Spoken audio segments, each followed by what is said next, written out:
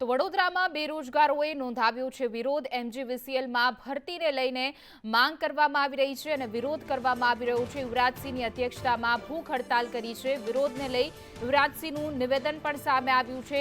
અમે એમડીને મળી રજૂઆત કરીશું, યોગ્ય નિરાકરણ ન આવે તો વિરોધ પણ કરીશું, એમડીનો ઘેરાવ સહિતના કાર્યક્રમો યોજીશું। દસ્તાવેજોની ચકાસણી બાદ પણ નથી થઈ ભરતી, જે ભરતીને લઈને હવે યુવરાજસિંહ ઉમેદવારો સાથે વિરોધ નોંધાવી રહ્યા છે।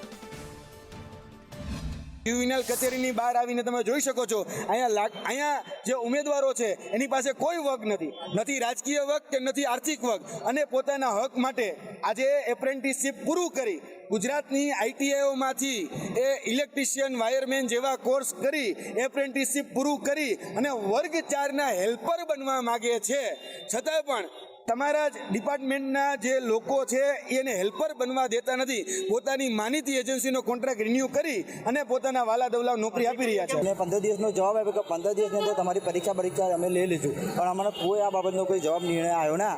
ફરી વખત અમે 2 દિવસથી હડતાલ પર, ભૂખ હડતાલ પર ઉતરેલ છે।